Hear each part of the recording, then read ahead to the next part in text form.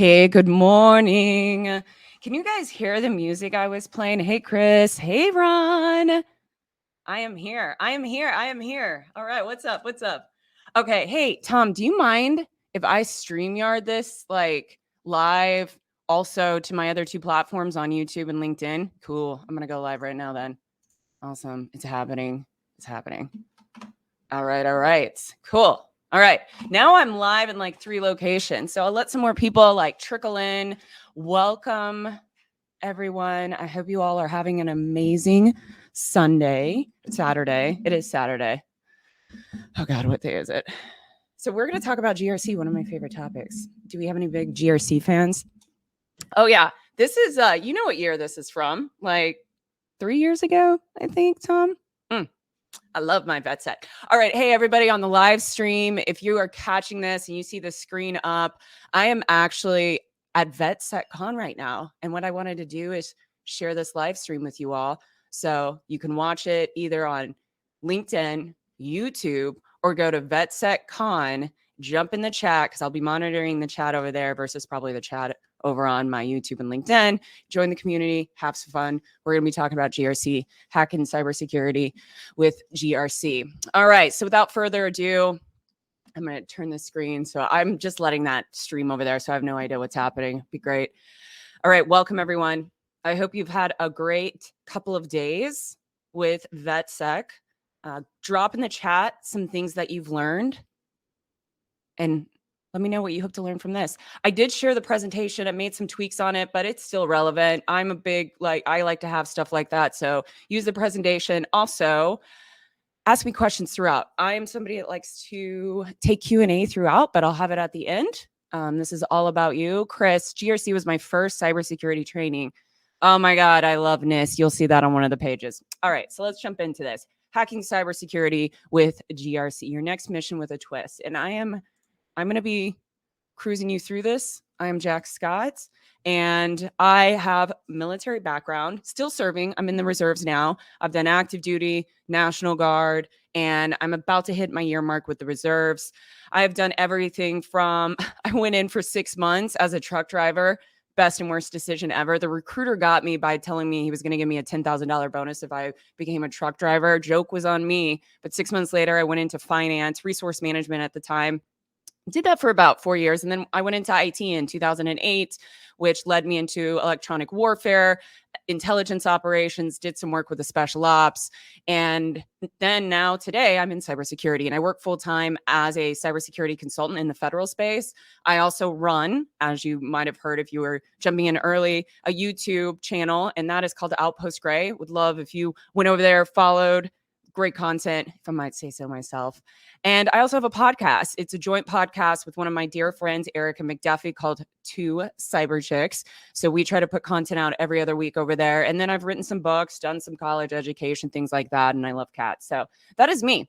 That is me. And I love VetSecCon. This is one conference I try to attend every year, not only attend, but participate in, because I really believe in what VetSec is doing. So thank you again, Tom, for allowing me the opportunity to speak here. Again, this is just a fun fact.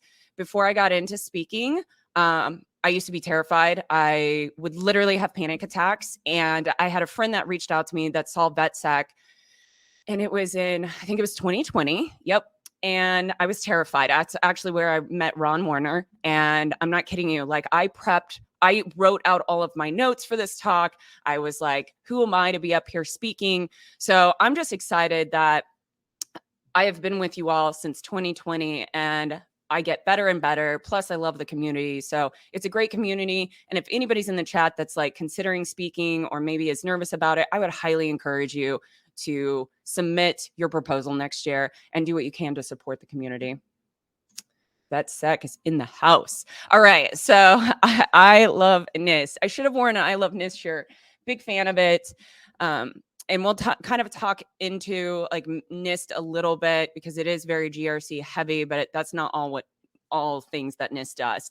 NIST stands for the National Institute of Standards and Technology, and it covers everything from like aircrafts, like flying, to like cybersecurity compliance stuff.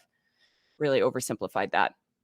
So today's talk, I'm going to teach you how to understand GRC, why it's so important, within the cybersecurity space, why you really can't live without GRC, some career opportunities. So at the end of this, I want to give you some tips and tricks on if this is a space you want to get into, how to do it, how to get some hands-on experience in this space without maybe landing your first job, all of those things. So it'll be a fun time. Taking a second to look.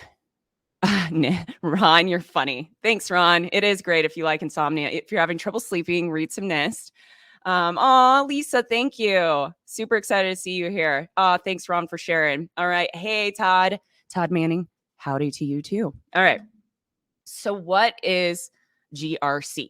So GRC stands for governance, risk, compliance, and in that order. And we'll talk about why that's important to maintain that order.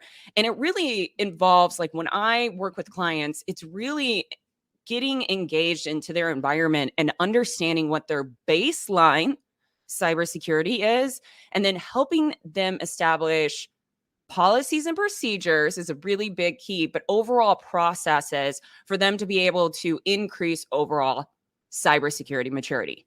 Now, this is a reason why when you hear people, if you've ever heard the saying, compliance is not security. The reason that people will say that is because a lot of the things that we do in this space, doing GRC, is you are helping that client increase overall cybersecurity maturity, right? So in essence, you think, well, then isn't that security, governance, security? Yes and no. There is a gray area there. It really honestly depends on the client. How effective are their policies and procedures? Do they actually follow them? Do they have good patch management, vulnerability management, all of those things that are in place to help them increase overall maturity in the space? But just being good at GRC does not mean that you have a secure environment. So that's why people will say that. And the last bullet is just think of GRC as kind of like the superhero trio that protects your organizations and your most valuable assets, so your HVAs, or you may hear them as crown jewels, from being hacked in essence. The world of GRC. Really love this space. I didn't mention either. I actually branched into GRC in 2020, 2021. I was actually doing cyber threat intel before this space, but it is still, people will say that GRC is not a technical space. I disagree with that.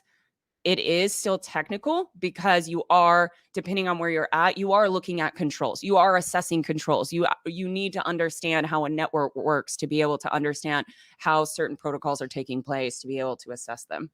Just a fun fact. All right. So significance. I love this. Who needs GRC? We've got a SIM. What that means is that a lot of organizations will be like, well, I can see everything in my organization. I have a SIM or a SOC, which are similar but different. A SIM is a way to get data packets in, but a SOC is usually a security operations center. So it is a way to usually have a team of people that monitor. So you don't need a SOC to have a SIM. But typically, and actually you don't need a SIM to have a SOC, because I worked at an organization that did not have a SIM, but they had a SOC and it was a complete mess. But a SIM is just a central point of location where data actually gets fed into. So a lot of organizations will just automatically assume, default, oh, I've got this great tool, I'm safe. Why do I need GRC and all of these things? Well, outside of just having that governance piece, so governance means like establishing programs, a governance, and there's a lot of ambiguity within like cybersecurity governance. So I want you to take this away because I've had to learn it. And it was really kind of challenging when I got into working with clients to help them establish like governance models. It's really helping them establish like a cybersecurity committee, for an example, which is a committee that maybe once a month they meet and they talk about current risks within their environment, or maybe how like an update on their vulnerability assessment or their patch management, and helping them establish protocols for them to be able to, again, increase overall cybersecurity maturity. So that's a good way of looking at it. It's also GRC is kind of giving that client like that holistic view of risk and aligning it not only to their security objectives, but the biggest thing here, especially when you're working with clients, is focusing on what is that business impact or that business risk should you have a breach. When you can actually learn that piece, I mean, that is the one way of talking to clients that they will understand typically, is speaking to them about, you can't just say, well, if you get breached, your data is going to be impacted. I mean, we all understand what that means, but most of the time clients need to understand, what is that business impact if their data is exfilled or their data is unaccessible? How are they going to be able to serve the clients? What will that impact be to the organization? Organizations can achieve better visibility, enhance controls, and controls are like NIST framework controls, being able to have better oversight, improve resilience against cyber attacks. And there's actually a NIST framework on cybersecurity resilience on this. But understanding and resilience is not just hoping that the attack doesn't happen, but being prepared for an attack to happen. So and this is what I love about cyber resilience, is that if you can teach a client how to recognize, hey, you might be attacked, it's not if, it's when. So let's prepare you to be able to bounce back as quick as possible and get back to business as usual. That is an outstanding GRC protocol within an organization. And then fortify your digital fortress, safeguard against even the most sophisticated threats. Again, governance is not security. However, if you have the proper protocols in place and your client is actually meeting those standards, doing what they need to do, they will have a good digital fortress. They will have a good policies, procedures established, governance framework established for them to be able to protect their high value assets. All right. Not sure if my data is secure, if I'm just compliant. So you'll hear a lot of jokes around like compliance, and that compliance is a checkbox. So the GRC framework, GRC needs to go in that order. You've got governance for a reason before risk, and then you've got risk, and it's actually, think of it like risk management. And that might be an easier way of understanding it. And then from there, you go into compliance. So again, compliance, governance, all of those things are not security. So let's break down each of these. Let's break down governance. Then we're going to talk about risk management, and then compliance. All right.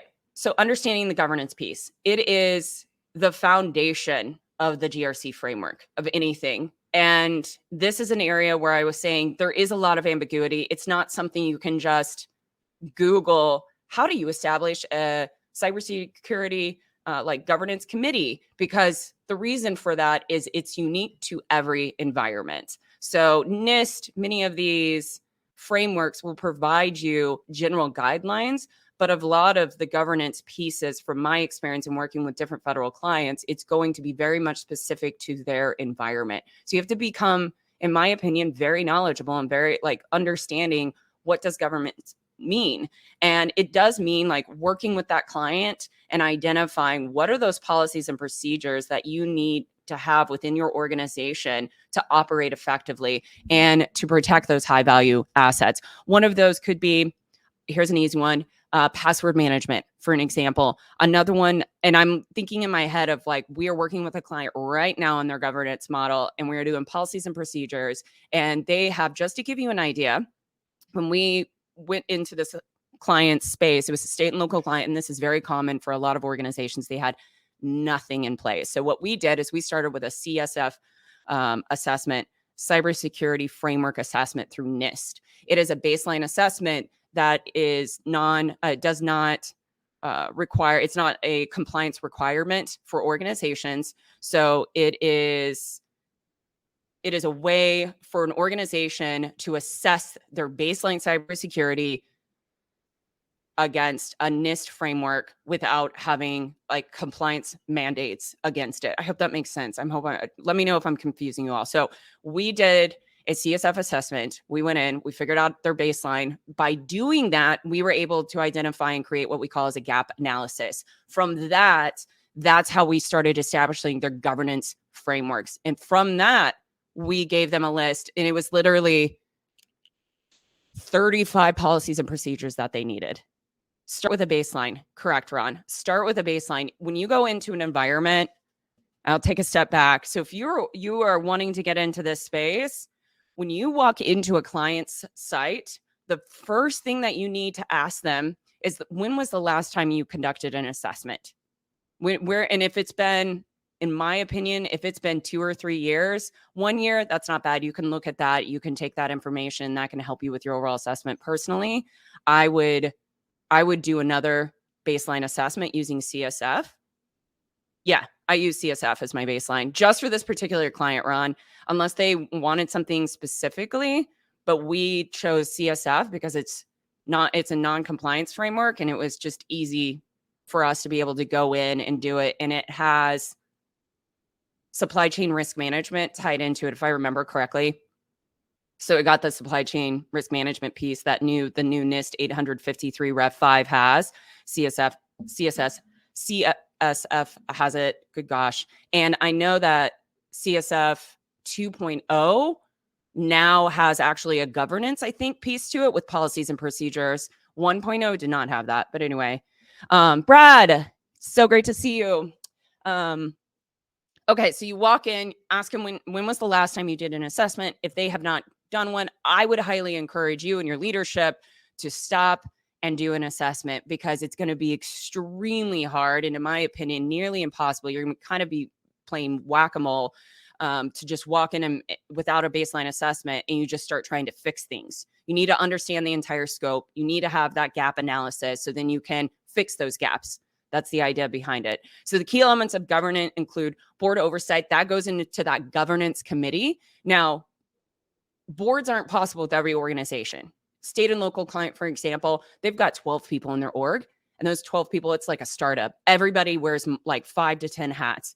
To try to create a board on top of all of these other things, it's just not going to be possible. So you have to have some flexibility. Board oversight, though, if you've got the manpower and the organization has it, that is key, because that would go into that like cybersecurity committee I was mentioning to you, because that committee, tying into that next piece, they do those decision makings. They talk about risk, and we'll talk about risk and risk registers as we move along. And then just overall accountability of the environment, accountability of the policies and procedures. Are the procedures being done like an incident? How are those policies and procedures laid out? Have they been tested in a while?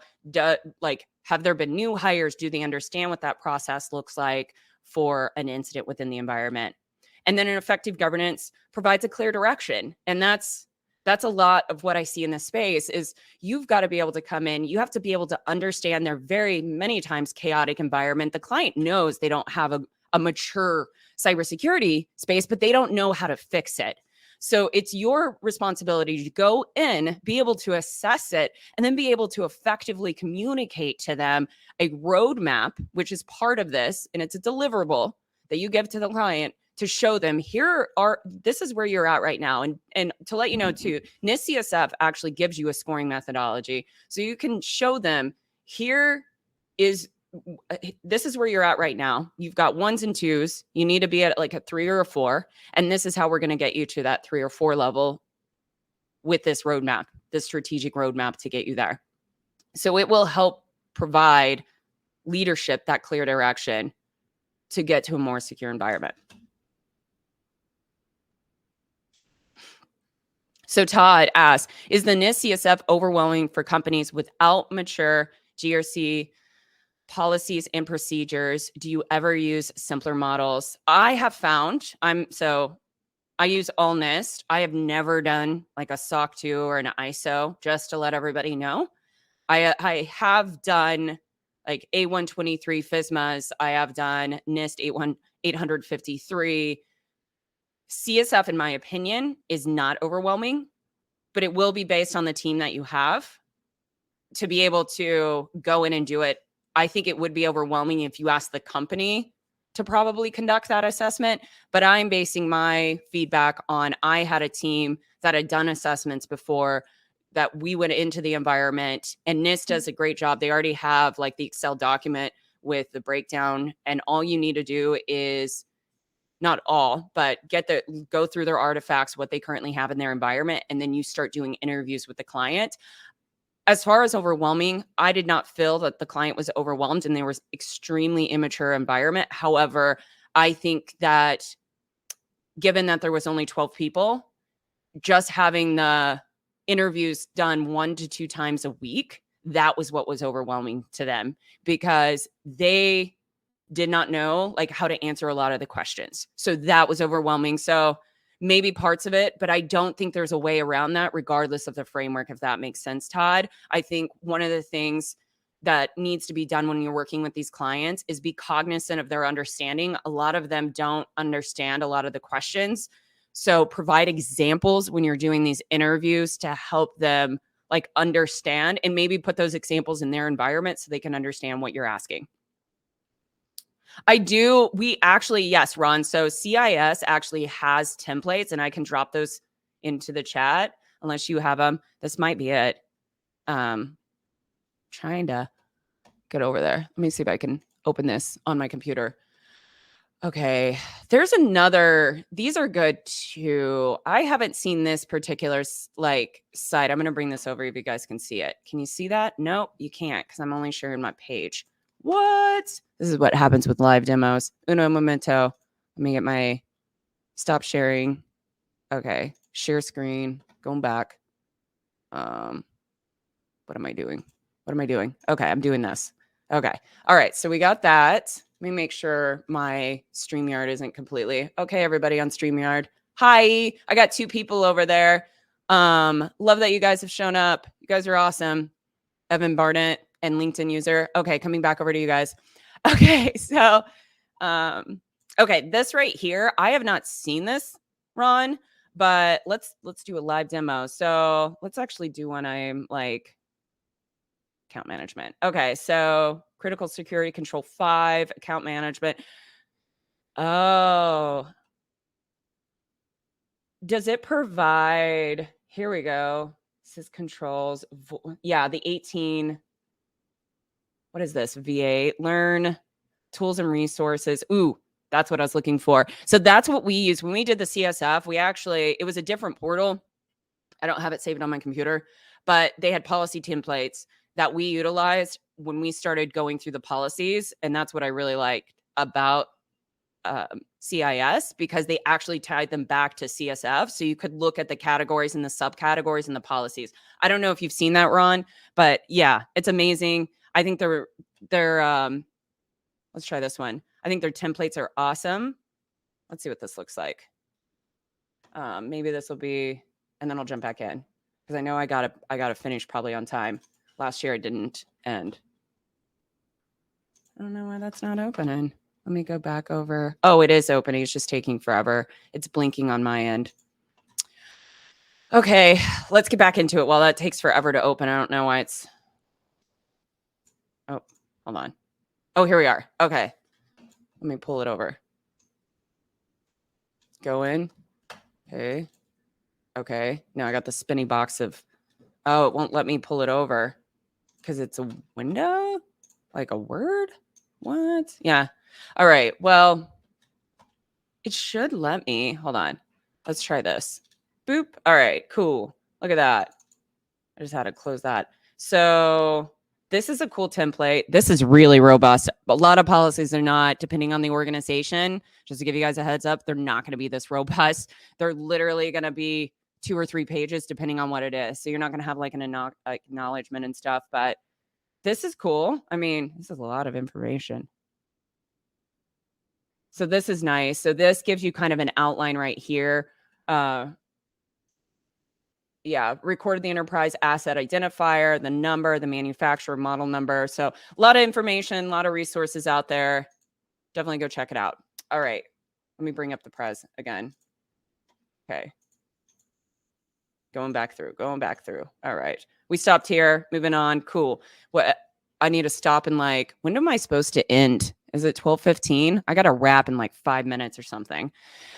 I might keep going. So YOLO. No, I wrap at 12:30, right? What time do I wrap, you guys? Do you know? Oh my gosh, I should have paid attention. Oh, it's been no. I got time. Woo, we got time. 12:30. What up? What up? Oh, yeah, Tanner.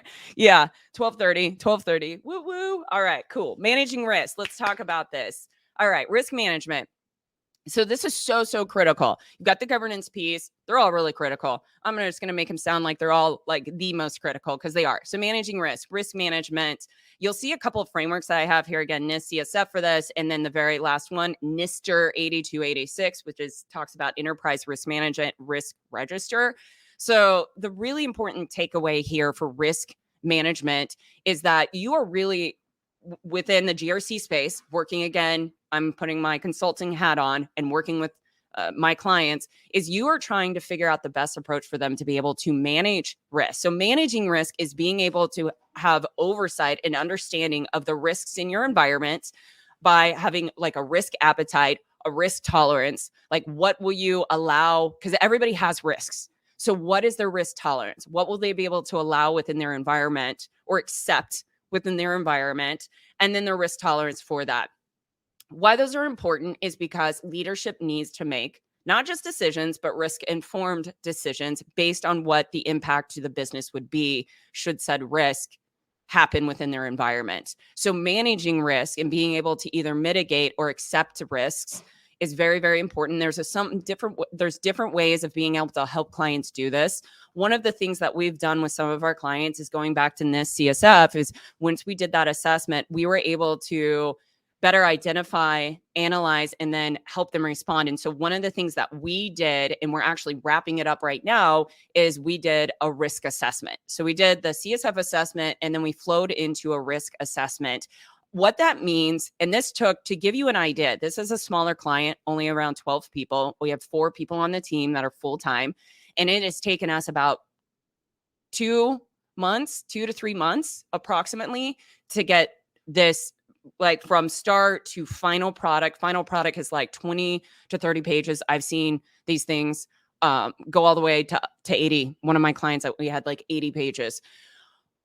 Why I'm explaining all of this to you is this is not something that you can get done like boom. Like, oh yeah, you've got these risks, you got this. The reason being is you need to be able to understand not only the risk in the environment, you need to quantify the risk. So you need to understand and be able to tell the client you have these risks that are low, these risks that are high. Those are going to be based on their environment. Every scoring methodology that you use is going to be different. So it takes time to understand and digest those risks. You'll have natural disaster risks. Like if they are in Florida, for example, that is a risk that you have to take into consideration. And then you have things called predisposing conditions that you have to consider. Predisposing conditions, an example of that would be one of my clients was a federal agency and they had top secret information. That means they are predisposed naturally to have higher risk because of the type of information that they have within their environment. So all of these factors, threat actors, natural disasters, and predisposing conditions, you are working with the client, having interviews, and really defining what does a risk in their environment mean. When you are able to define that, what is the next step within that would be, in my opinion, would be to help them establish a way to manage and have oversight and organize and be able to either mitigate or accept those risks. And that's when we get into what I have used before. I find it works very successfully. It does take a little bit of time to establish, and your client has to be able to effectively use it, but it is called a risk register. I would encourage you to dive into NIST 8286. I'm a nerd. I like it. It's a lot of fun to read. I know when you go to the NIST website and look it up, there is a playbook or handbook. If that is much easier to read, but this is where I personally think we need to start going as professionals, is helping clients get into enterprise risk management and start utilizing risk registers as we move into this space. And I'm hoping I have a RSAC talk on this, to be honest with you. I'm taking a sec to look at the questions really quick. So would the CSF be applicable to a small business, or is there some other guidance available for them specifically? I think it's Zalia. If I said that incorrectly, I apologize. Thank you for the question.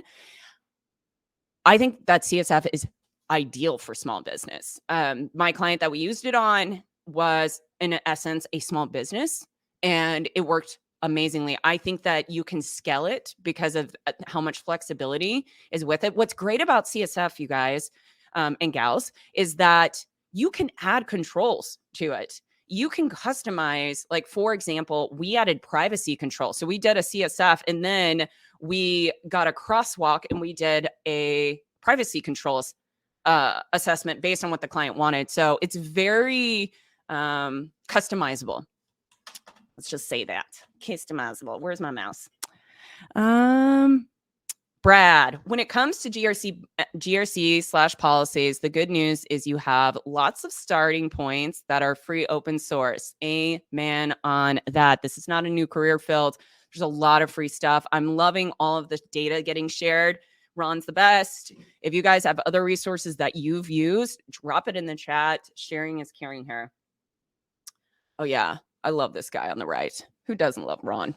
All right. Ensuring compliance. Compliance refers to adhering laws, regulations, internal policies. This is where people kind of like, oh, compliance.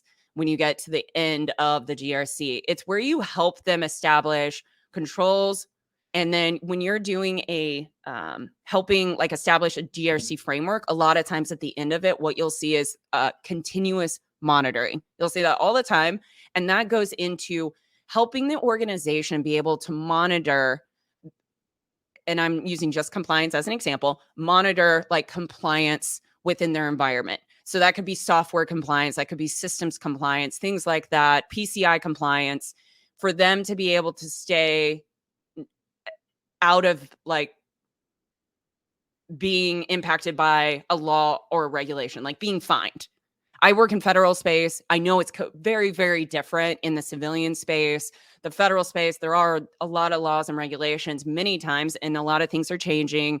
And they are becoming stricter on the federal agencies, but a lot of times it was like a slap of the hand. Hey, you shouldn't do that within the compliance space, but it's becoming a bigger, they're going to have more compliance and oversight. We're seeing that within like the Cybersecurity Maturity Framework, CMMC, for example.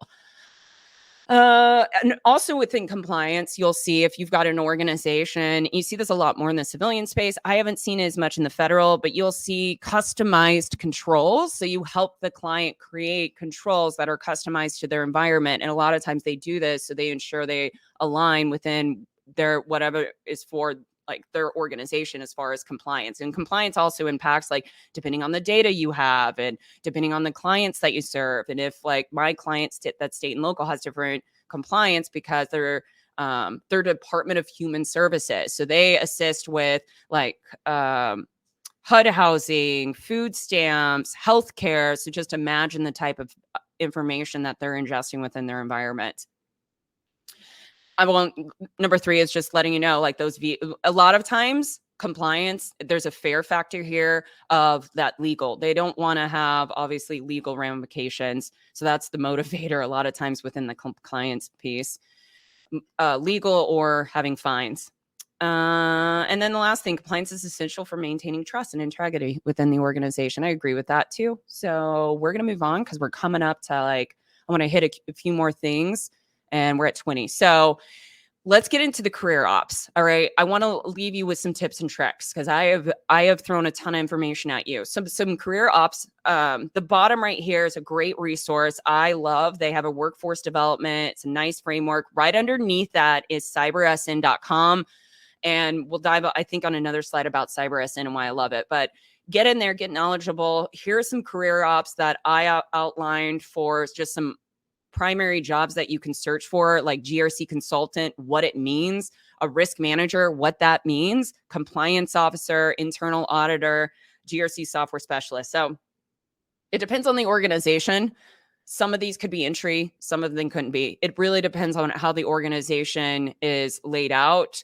I can tell you, like an internal auditor, where I am at, that could easily be an entry-level job, just depending on how the job rec was written. Same with a GRC consultant. So pay attention to that if you're looking to break into this field. So gaining practical experience. So this is a big thing that within this space can be really challenging. And it's really hard because you have that whole, well, I can't get a job if I don't have experience, but how do I get experience without a job? So some practical ways that I would have encouraged you that I have done before that work amazingly is that first one. I love this one. Volunteer for an organization that you love and that you're passionate for, and reach out to them and ask them if you can tell them a little bit about yourself and sell them that you are working in the GRC space and that you would like to volunteer your time to help them with their cybersecurity maturity, and that you would like to conduct a CSF assessment, for example. and get some of your other colleagues together, cybersecurity buds, and go and do a CSF assessment. Most organizations, there are a ton of nonprofits. If one says no, keep going. I promise you somebody's going to say yes. That is one of the easiest ways, in my opinion, to get hands-on experience. Look for internships. This one is a little bit more challenging. I have seen internships be more successful for younger people. Correct me if I'm wrong. If anybody's in chat that has like been able to get an internship as you've gotten older, but it is a good way to break in. Another way, and I think I might have spelled Fiverr wrong, but Fiverr, create an account and then offer services to your friends and family to build your credibility on Fiverr, and then start putting your work out there and getting people to allow you to support them and do it at a really low rate or free. Again, you're just trying to get hands-on experience. The great thing about Fiverr is you can set up an LLC and this can be your company. You can put it on your resume, and the hiring agent isn't going to know otherwise. It's all about how can you show I have experience without that full-time job yet.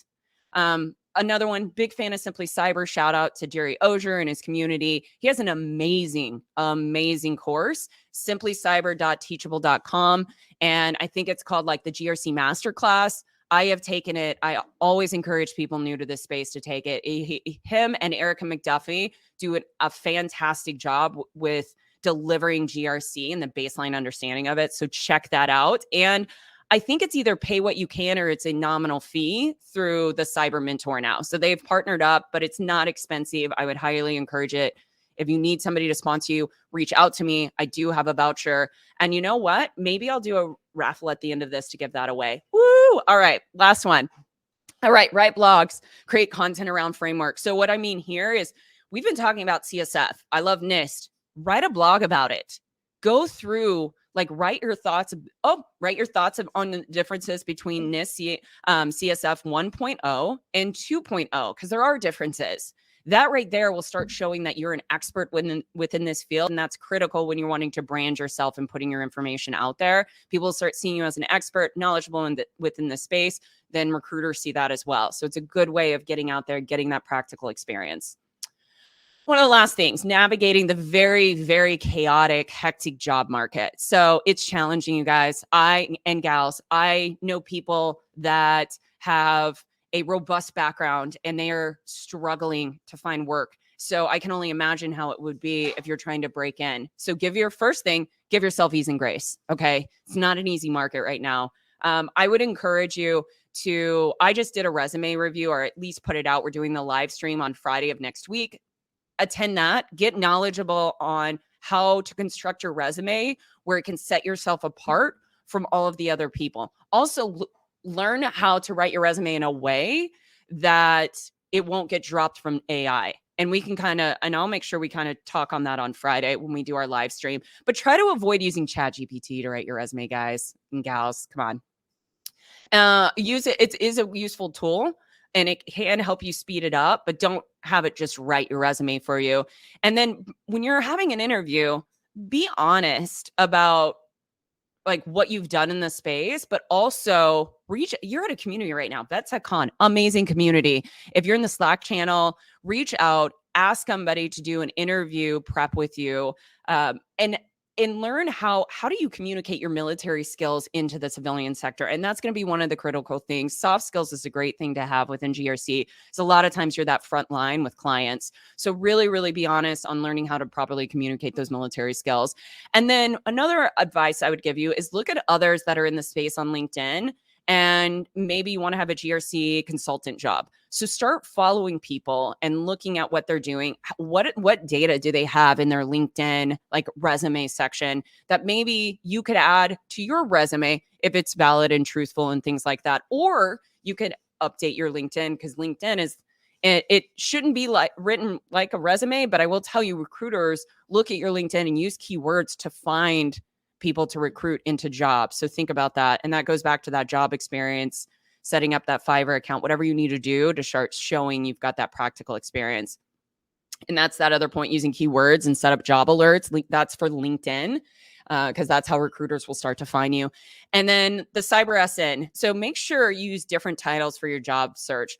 I did a post about this. There was one job title that had 13 other job titles. And a lot of people that are new to this industry, you might be seeing like GRC consultant, but it could be 14 other titles. So don't settle on one thing. CyberSN also does a fantastic job with not only breaking down like the job title, but the description behind it. So it gives you a better understanding of what you'll actually be doing within the space. And I think that concludes it. What? All right, let me see. I saw the chat kind of going. So how should I do this? Okay, if you guys want a GRC masterclass, type hashtag NIST rocks into the chat. So hashtag NIST rocks, and then I'm gonna give it away. So let me get the will of life. We've got like 4 minutes to do this. Sorry if I run over. Will of life. Is it the will of life? What is the wheel? What is it? Name picker? Maybe it's a name. Oh, here we go. I got it. I got the will. So now I need to get names in here. Okay, I need to remove these names first. Okay. So I'm looking over on my live stream too. Oh, I got it. Okay, I got you. I'm going to add. Oh, I got more over here. Wow, you guys are rocking. Okay, LinkedIn user. I'm just going to put LinkedIn user because I don't see your name. It's just coming in as LinkedIn user, unfortunately. Okay. I'm over on my other live stream, just so you guys know. I'm including them. Got to include the entire family in on this. I'm hoping I spell your guys' names right, but if not, you know what I meant. I'm going to try to do this expedited. Who we got? We got Professor over here. Okay, Pro. Good Lord, Jax, get your life together with typing at the moment. And I'm not even a nervous typer. It doesn't even bother me. But right this moment, I'm like, got to rush. And okay, got it. Who else? All right, I think I've got everybody. Yeah, got it. Got you, Robert. Got you, McDally. Sorry if I said that wrong. And Professor Roger White on the other stream. I'm coming in over here now. All right, we got Tanner Green. If I spelled your guy's name wrong, I'm rushing through this. So, oh gosh, I got to scroll up. It's scrolling down. Tanner Green. Okay, Sunny Bookman. Yeah, this was not a prepared thing. So I'm just doing this. I guess it's not. Okay, I'm just going to put Bookman. I think we'll know who you are, Sunny. Can I reach out with some questions? Yes, Chris, reach out to me on questions for sure. Okay, we got Todd Manning. Wheel of Fortune. No, it's like the Wheel of Life. It's kind of like, all right, I got you, Brad. Who do we have? Zalia. And then anybody else? Did I get everybody? Ashley, I got you. I missed you almost. So Ashley, man. Okay. Oh, Lisa. Okay, Chris. Why? Let me see. I think. Okay. Did I get everybody? I'm looking on my other chat right now. You guys good? Ashley, everybody? Okay. I think so. Let me check over here. NIST rocks. All right. Hi. Okay. I think I've got everybody on the will of life. Oh, they can't even see. You guys can't even see the will of life on my other chat. Hold on. I got to redo my present. Uno momento. Everybody's got to be involved in this. So let me stop. Let me go back to my shoot. No, I want to share my screen. Entire screen. Okay. All right. Here we go. I think I've got everything. Hey, Ednika. I think that's how you say it. Miki. I like it. We'll look forward to. Okay. I think I've got everybody. If I don't, you can reach out to me with hate mail. I promise. Okay. Here we go. Let's go. You guys ready? I know it's not this music, but it's okay. Here we go.